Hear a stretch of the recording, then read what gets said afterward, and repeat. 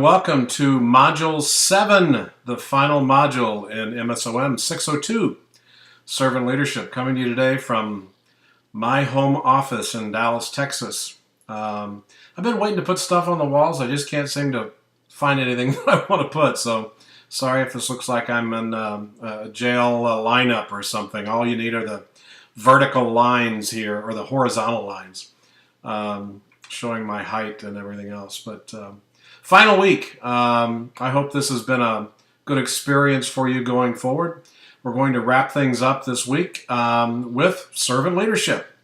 And it's really important this week to make sure that you look at the lecture.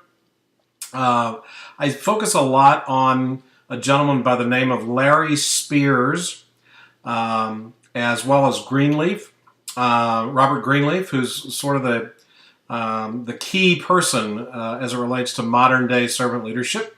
But Larry Spears interpreted a lot of what Greenleaf did and came up with 10 leadership characteristics of servant leaders. And I present those to you in the lecture this week. And then what I do in the discussion board is I ask you to pick 5 of Spears' 10 servant leadership characteristics and say, which 5 do you think are the most important? Now, there's an argument, obviously, that can be made that all 10 of them are important. But I'm asking you to pick 5. I'm not so much interested in which 5 you pick. I'm more interested in why you picked those 5. I'll share with you when I grade those this week on the 5 that I would pick. Or I may even do those on the discussion boards this week. But again, mine's not right or wrong. It's just my thought and my opinion on those. Okay, so that's the discussion board this week on the leadership characteristics. This is really a lesson on servant leadership in action, and I want to encourage you to take some of the principles that you learned in Module 6 and that you will learn in Module 7 and put those into action, or put those into practice going forward.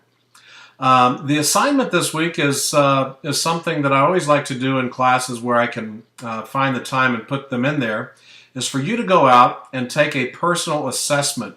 And so what you're going to do, you're going to follow a link to it's very simple. I mean, it's not a lot of in-depth type of questions you have to answer, but it's an assessment that talks about how you stack up versus Spears' 10 servant leadership characteristics. This isn't something for you to go in and try and guess the answers on. Just answer them honestly.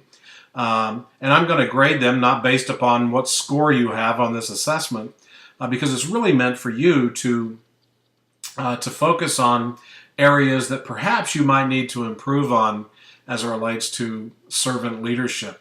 And so I hope you find that assessment interesting. And then you're going to write to me and you're going to write it in first person. But write to me sort of your implications, your ideas, your own results on the assessment, and some of the things perhaps that you can do going forward in that area. And then the memo exercise this week, I'm having you make some assumptions.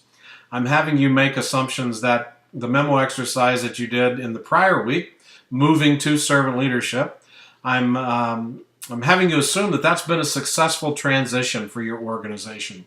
And so what I'm asking you to do is to write a memo talking to your people, telling them about some of the successes, continuing to give them a charge going forward to continue to adopt and adapt as you go forward in servant leadership, and see how that works. One of the things that you'll see in my comments on Module 6, your memo exercise, is I encourage you, as you write these things, to let people know that servant leadership begins with you.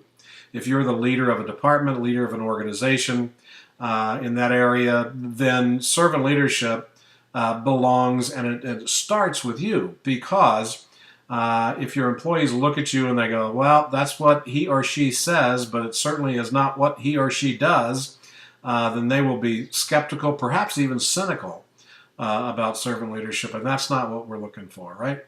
Okay, well, I hope you had a great 6 weeks, almost 7 weeks here, and more than that, I hope you have a great time off here between now and the next subterm that starts in January. And if there's anything I can do as you go through that process, please let me know. I'll be posting grades very quickly at the end of this week. So make sure that you look inside the course for your final grade, probably about Tuesday or Wednesday of next week. All right, take care. Chat with you one of these days, hopefully. If I have you in another class, then see you then. If not, again, please contact me anytime if you need me for anything. All right, take care.